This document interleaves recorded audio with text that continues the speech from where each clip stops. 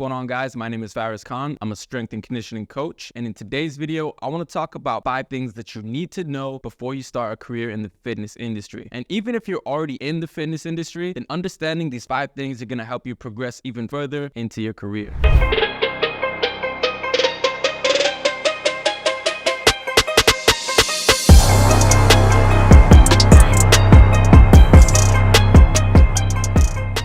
So a little bit of background about myself. I've been in this field now for nearly 15 years. I knew from a young age, back when I was still in high school, that this is something that I wanted to do. That's when I started to fall in love with working out, athletic performance, and I just got so intrigued at what the human body is capable of doing. So I knew that I wanted to have a career in something related to fitness. From there, I ended up studying kinesiology in university. I obtained my Bachelor of Science degree. I also got a bunch of different certifications to become a personal trainer, and my first job was a personal trainer at Gold's Gym. That's something that gave me tons of experience of working with different populations. From there, I bounced to different commercial gyms. I even worked at different private gyms. I did in-home personal training. I also started to work in the rehab setting, being a rehab specialist, working under physical therapists and chiropractors. Started working with people coming from injury, getting back into sports. I even did some strength and conditioning for the youth, high school level. I did coaching for different sport teams. I've worked with elderly. I've done so many different things in this field. And about 5 years ago, that's when I knew that I wanted to target that strength and conditioning side of this industry. And so I got my CSCS, and ever since I've been doing strength and conditioning for different teams and individuals, as well as running an online fitness business. So needless to say, over these past 15 years, I've been able to gain tons of knowledge and experience. And if I knew what I know now at the beginning, I could probably be in a completely different place. But I'm super thankful for where I am now. I had to go through those mistakes and obstacles and challenges in order to even get to where I am right here. So the whole purpose of this video is to help enlighten you guys and kind of give you a heads up of things that you need to understand and things that you can do that's going to really help you get ahead in a fitness career. So the first thing I want to talk about is the importance of passion. You need to have a strong passion and genuine love for what you're doing, okay? This is not the field to be in if you do not love it. And whatever industry you get into and related to fitness, whether it's personal training, strength and conditioning, dietitian, rehab, you're eventually going to run into some sort of obstacle or challenge, okay? Always gonna happen. But if you're passionate about what you do, then that can drive you to overcome those challenges, to get through those obstacles, and it's gonna help keep you motivated. This is not the field where you can just go to work, all right? You don't love it, you just go through the motions, go home and repeat. You're gonna go crazy, okay? Especially because in this field, there's a lot of, let me just say, unpaid work that you have to do. It's not your typical 9 to 5 where you just go in and then leave as soon as the time is up. Some jobs in this field are like that, but most of them, you're gonna have to do work outside of those normal working hours, all right? You're gonna have to cater to the people who do work in those hours, and they might be free or available either before 9, after 5. You're gonna have to do things at odd times. You're gonna have to do a lot of unpaid work. You're gonna have to sacrifice your time, your energy, and if you're not passionate about it, then this is going to be very, very exhausting, okay? And your passion will also show in your work ethic, and it's also gonna show in how far you can actually get in this career. So you gotta have a genuine love for it, otherwise go pick something else. The second thing that I wanna talk about are the financials. Now, this is something that I really didn't know about when I first started, but the reality is you're not gonna make great money just being a personal trainer at some gym, or even if you're a strength and conditioning coach at your local school, all right? You have to earn every single dollar that you make. This is a tough career. It's not something where as soon as you get that degree or that certification, you're instantly handed a job that's gonna pay you $100,000, for example. Some people might get lucky, and that's something I'm gonna get into a little later on how you can even get to that level. But majority of people, especially if you just get a degree in kinesiology, for example, or exercise science, majority of people are not gonna be making good money. You can be a personal trainer at a gym and barely make ends meet. And not only that, you're gonna be working a whole bunch. Even if you do make money, you're probably working like crazy. So the financials in this field are not great if you're just going a traditional route. Now, the biggest things that you're gonna have to do if you wanna see the best money is potentially get a master's degree. You can get into physical therapy. You can get a master's of athletic training. You can get,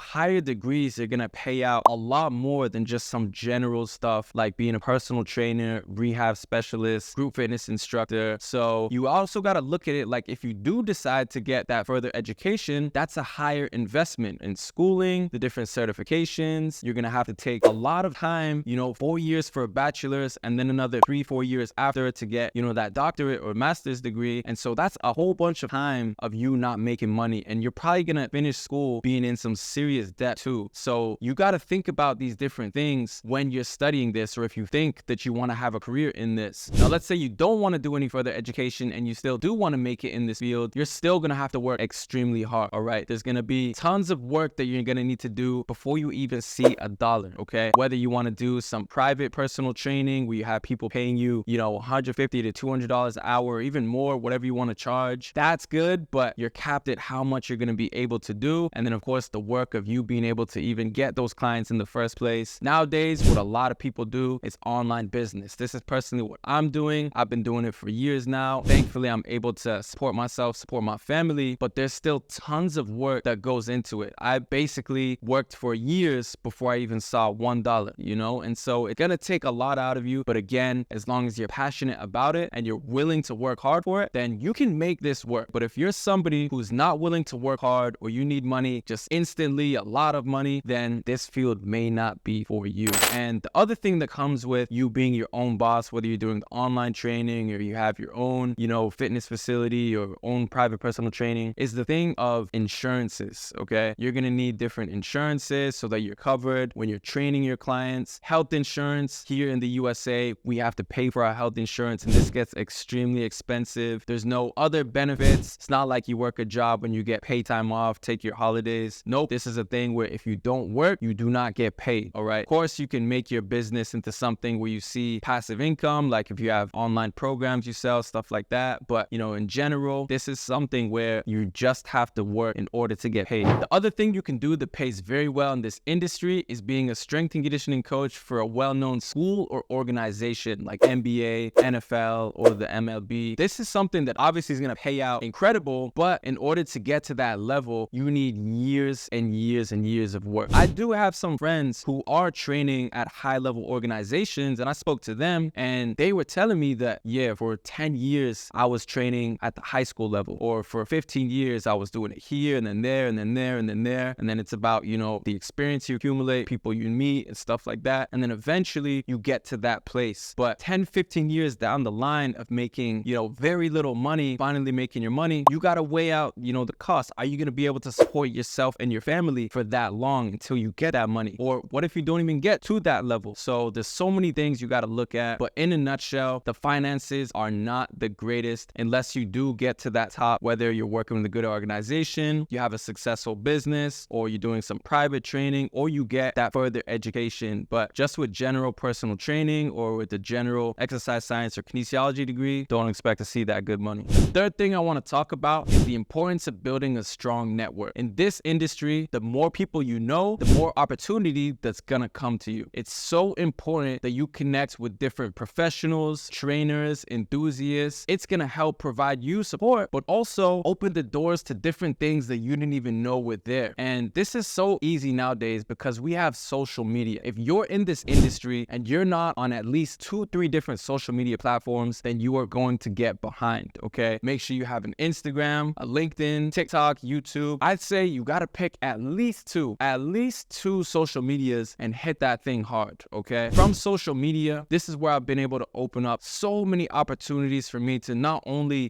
build my business and my brand into something large, but I've been able to work with so many different people that just would not have been possible without the power of networking. I've been able to connect with different trainers and coaches. I've been able to fly across the USA and even overseas. I've even been able to work with Men's Health for over 3 years now. And this is simply just from me posting online, sharing what I do, providing value, and just being able to connect with so many different people. Going back to what I just previously said about, becoming a strength and conditioning coach at the highest level, that's also all about who you know. If you know somebody on the inside, they can always put in the word. And the thing is, a lot of those organizations would rather work with somebody from the inside than just go directly to the outside. So you got a network. It's just going to help you get higher and higher into this field. And it's going to open up so many doors for you that you don't even know which one to take. And another thing, If you're still in school, make friends with as many people as possible. Make friends with the people sitting right next to you. Make friends with all your colleagues. Make friends with the teachers, the janitors. I'm telling you, the network that you have in school, especially college or university, is like no other. The fourth thing that I want to talk about is the importance of continuous learning. Every single year, there's new research that's coming out, and as a professional, you must stay up to date with all the latest research, the latest training techniques, and the latest trends. If not, then you're gonna get left behind as the whole world moves forward. Every single year, there's new findings that say that what we thought was once good is now bad, what was once bad is now good, and it is important to look at the validity and the sources of where you get your information. But with social media nowadays, there's just so much stuff flying around, which is why if you're not doing your own research and your own due diligence to stay up to date with what's true, then you're not going to be able to stay up to date with the rest of the whole industry. And this is one of the beautiful things about this field, is that there's always new findings and research. It is very easy for us to continuously learn, and it is something that does bring some excitement to the field. For example, when it comes to injuries, previously about 10 years ago, Achilles injuries used to take over 12 months to even longer to come back from. But now we see people coming back from these injuries in less than 8 months, which is just incredible. And especially now that we're in a digital world, it is so important for us to keep up with the latest trends. For example, pickleball is taking over. So many people love it now. And I had a friend who was once a strength and conditioning coach. This guy now is just a strict pickleball coach. His business has skyrocketed because he hopped on this latest trend. He enjoys it. He's having fun, making his money. And that's the thing. There's always going to be new things that are just popping up. 2024 is around the corner. There's going to be something new that pops up. You hop on that trend, you enjoy it, you make the most out of it. This could be something big for you. So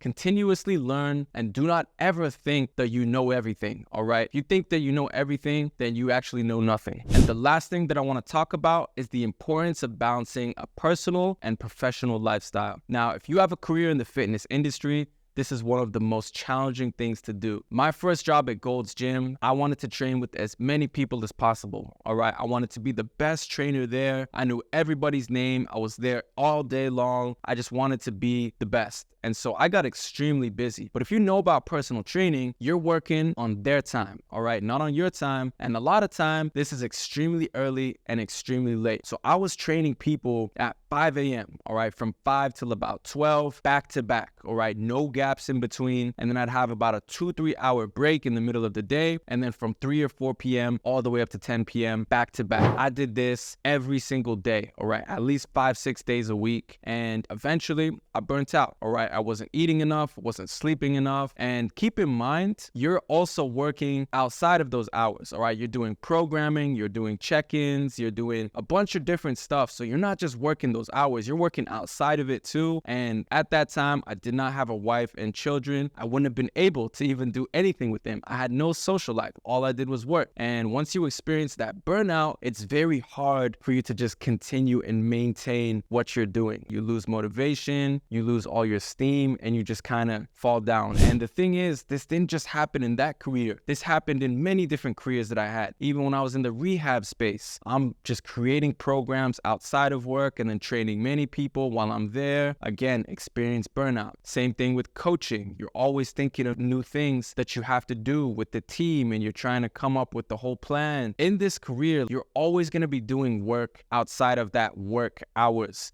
And so it's so important that you set boundaries of when you're just gonna cut off that work and just enjoy your personal life with your family and your loved one. If you cannot make that switch and that cutoff, then it's gonna consume you. Even now, I'm doing online training. When I first started this years ago, I was literally in tears because I was working around the clock, from the moment I woke up to the moment I get to bed. And it's because when you're doing online training, I was working with so many people all around the world, all right? So nighttime for me is, the afternoon the next day in the Middle East. And so in my mind, I was like, I gotta cater to the people. I gotta cater to the people. Thankfully, now I have a good system. I know when to cut things off, and I'm able to actually keep up with it. But if you don't have any sort of balance, then all that money you're gonna make is not even gonna be worth it, because you're not gonna be able to spend any time with your family or your loved ones. You're not gonna be able to do anything outside of work. Make time for your family. Otherwise, you're not gonna have a happy life. So there you have it, guys. 5 things that you gotta consider before you have a career in the fitness industry. And if you already have a career in this industry, then hopefully this is gonna still help you out in some way. If you found this helpful, then go ahead and share this with everybody else who you think could also benefit. Be sure to give it a thumbs up. Comment down below if you have any questions, and be sure to subscribe so you don't miss any of my future content. Thank you guys so much for watching, and I'm gonna see you guys soon.